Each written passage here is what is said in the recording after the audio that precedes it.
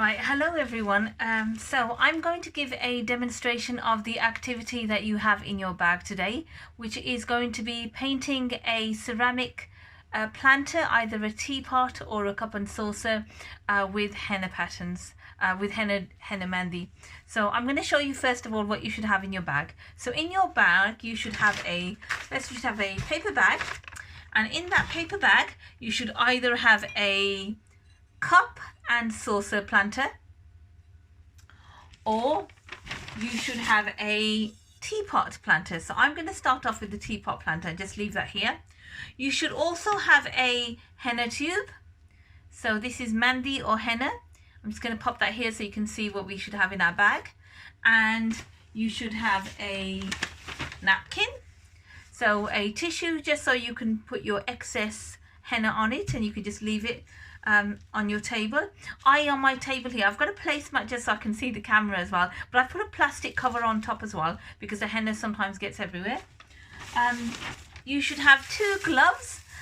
These gloves obviously are for you to use to protect your hands from henna. So if you want to protect, you don't want any henna on your hands. If you do accidentally get henna on your hands, it lasts about a week or 2 before you can completely wash it off. But you've got a pair of gloves. I'm going to leave them because I'm used to sort of working with henna. I don't really mind if I get some henna on my hands.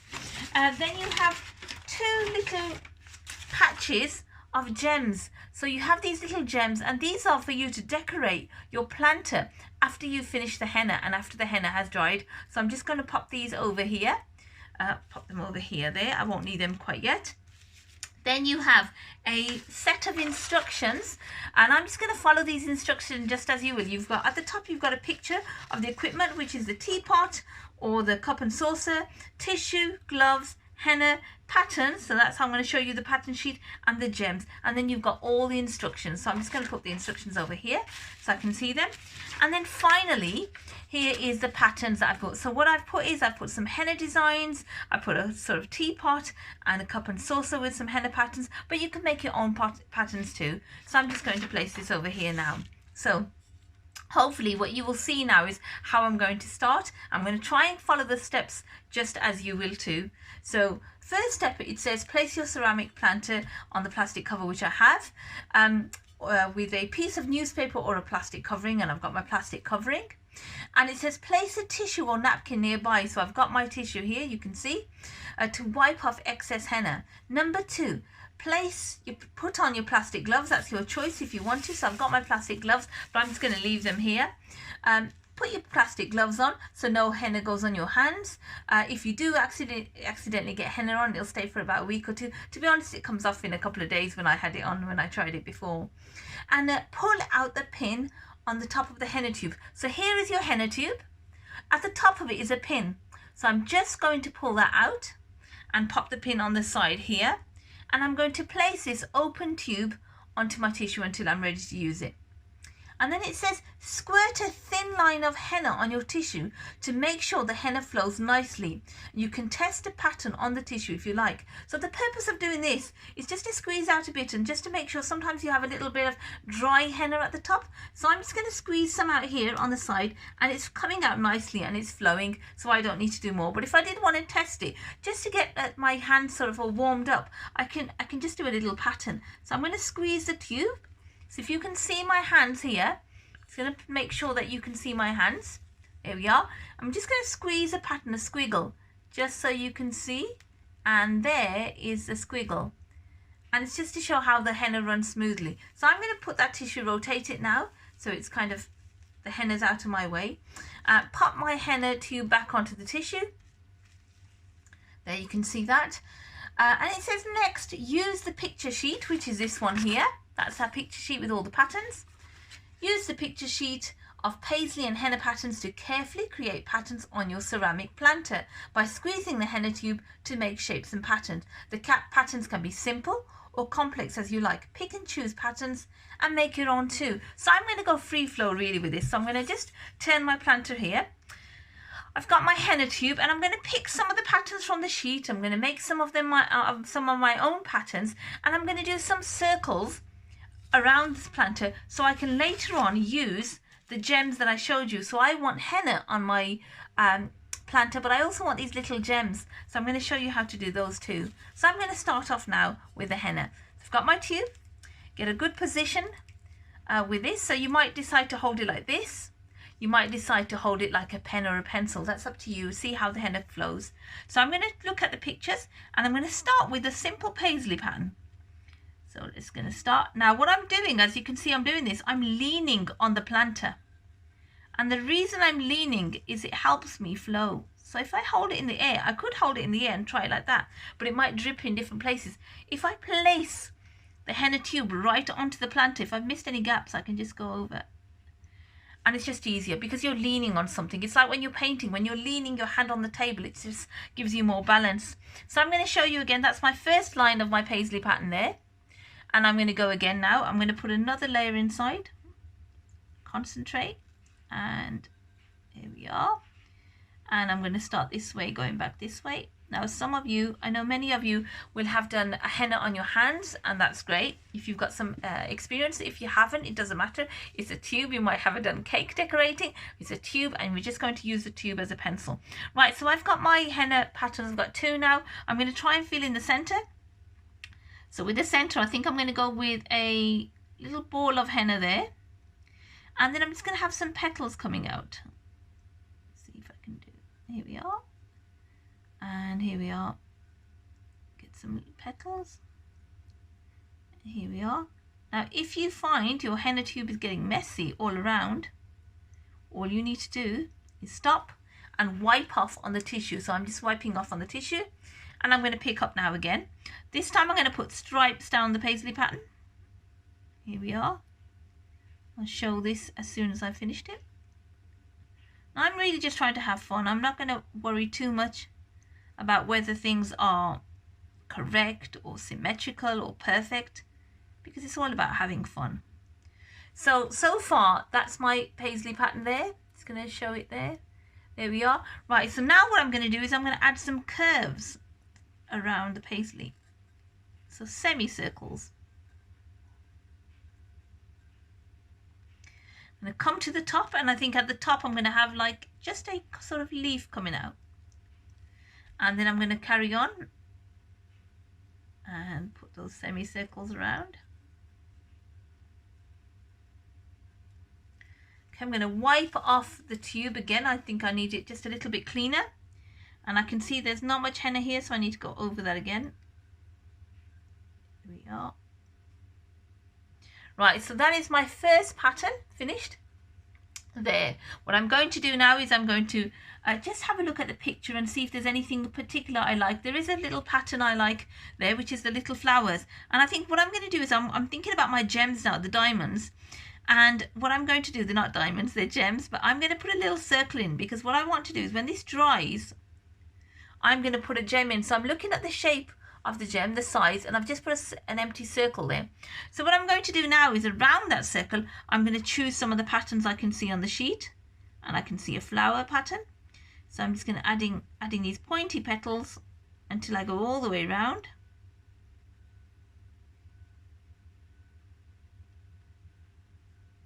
There we are, I've got my flower, and I'm going to add a border onto that flower.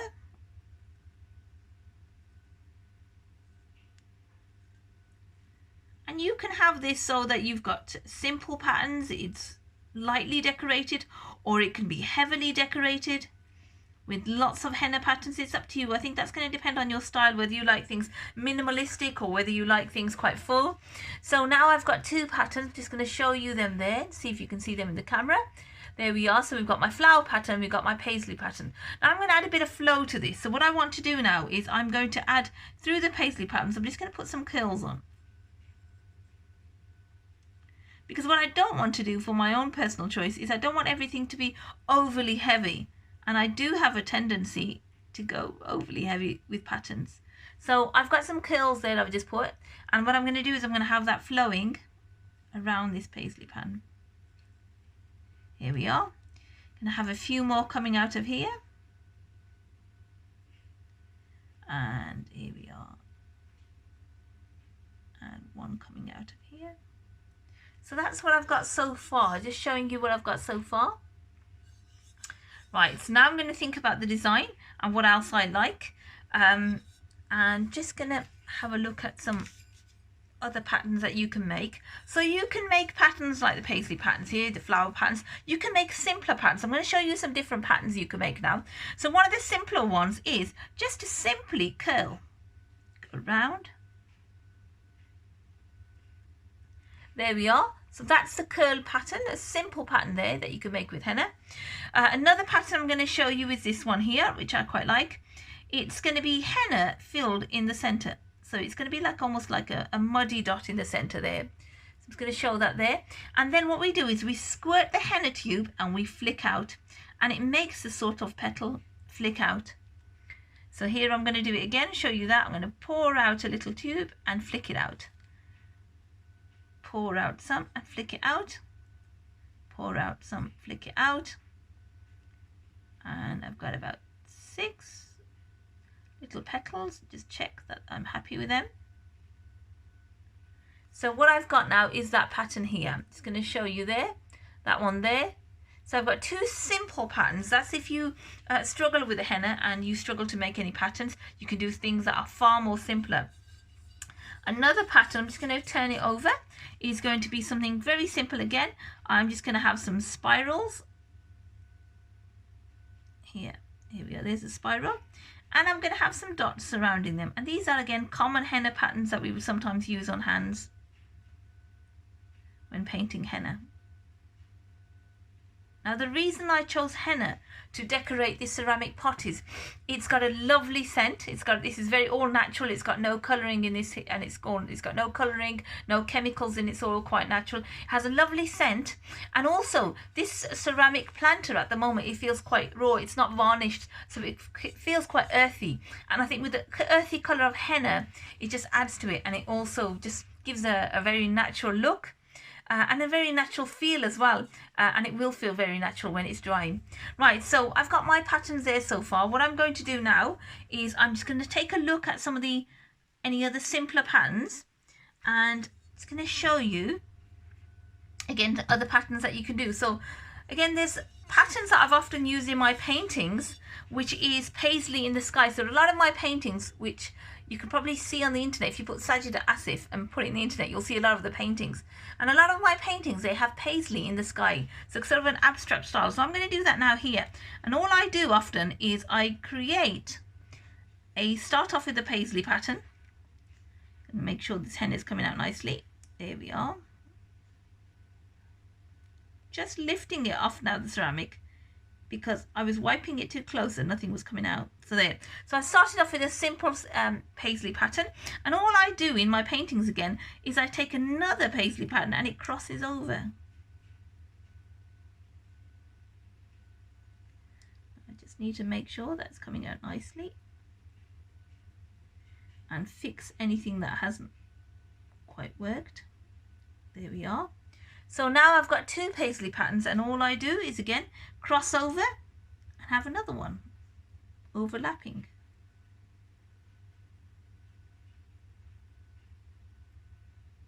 Yeah, and gonna squeeze that.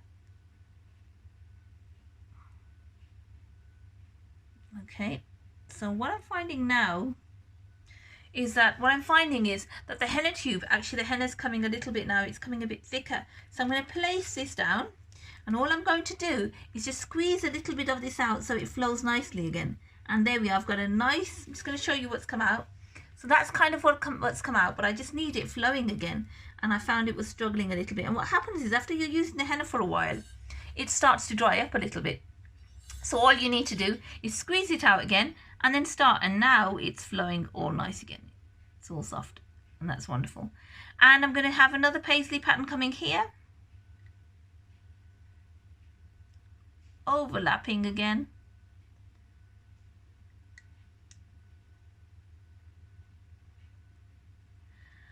And now it doesn't match, as you can see, nothing really matches here, but it's just me testing and trialing things and just seeing which patterns I like and which ones I prefer. The next one I'm going to do is I'm going to do one that often we have on the fingers of henna. And often what we have is we have something like a little squiggly line, I guess, really.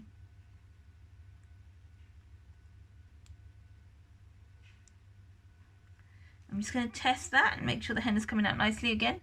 So every time henna comes out a little bit lumpy, all you've got to do is just test it on the, squeeze it out on the tissue. Right, so there's my curvy line. Now what I want to do on the curvy line is put some leaves or petals. So there's two things you can do. You can have a dot, a ball of henna, and just have it coming out like that. There we are, a squirt of henna, and you've got leaves. A squirt of henna, and you've got another leaf. There you are, so you can do something like that. Or you can have a curve, so you can have it thicker. And it's a petal with a center line in. And it's a petal, here we are, with the center line in. So I'm going to show you a close-up of that in a minute.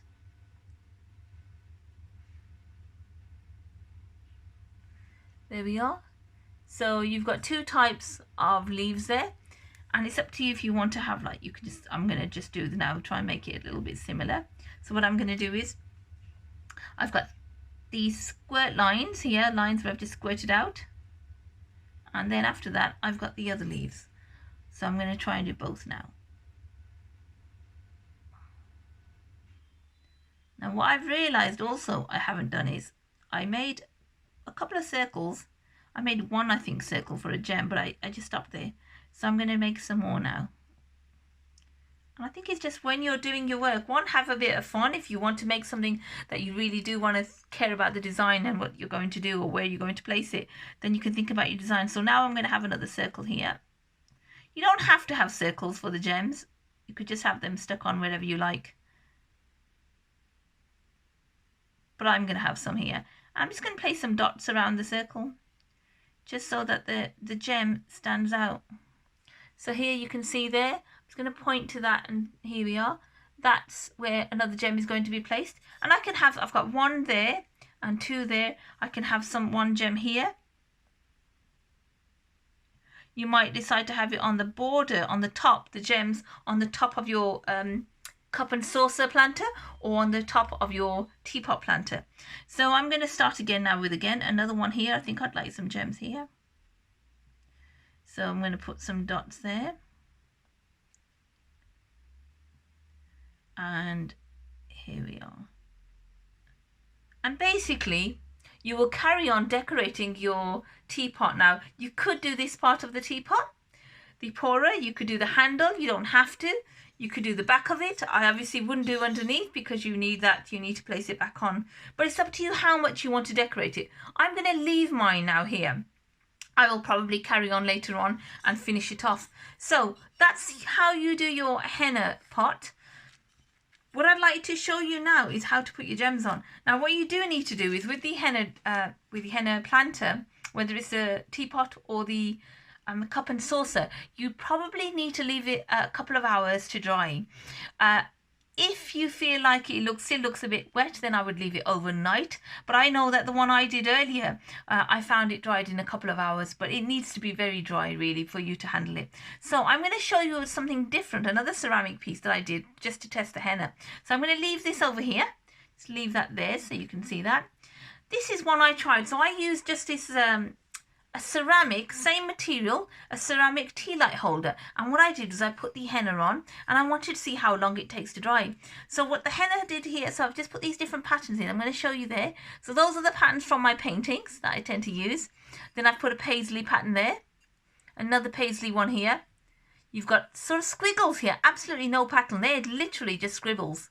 And just to fill it in, then you've got a floral pattern here, with all the curves outside, and then you've got these patterns here at the front, so you can put your gems in there, and then the same pattern I showed you with your center mandi henna and just flicks coming out. So those are some of the patterns I've just showed you today. So what I'm going to do now that this is dry, it smells very nice because it smells of the henna. It's dry to touch, nothing comes off, nothing peels off, it's all sealed. So what I need to do now is pick up the gems. So I'm going to decorate this because it's dry. I'm going to show you on this. So I've got the gems here. The gems are a strip. They come in a strip and they have a sticky back on them. So they have that. So if you want to take one off, you can either use a scissors, or what I do is I just pluck them off. And if I'm going to show you here on my finger, there's a gem on my finger. I've just literally plucked it off. It already has a stickiness, a bit of glue underneath it. So all I need to do now is stick it on. So I'm going to show you here. There we are. You can move it if it's not in the right position. And there we are. I've got the gem. So I'm going to now use my packet here of gems. You should have 2. And I'm going to pick off different colours. Doesn't really matter which ones they are. And I'm going to place them in any circle areas where I left it for the gem. So I've got a pink flower now, which is quite nice. And take a few more. Just going to move that teapot out of the way in case I get henna on it on my top. Yep, so I'm going to take another one here. Again, I'm looking at that design. I made this design so I could put a gem in it. I'm going to pop that red gem in there. And they're quite sealed. They won't come off. They've got that glue. It's quite sturdy. And because the ceramic piece that you have is quite raw and it's dry, it sticks really well. So it's not a shiny surface. I'm going to pick a mint green one now. I'm going to look around and I can see there's one there. I could place that here. So I'm going to pop it in the center.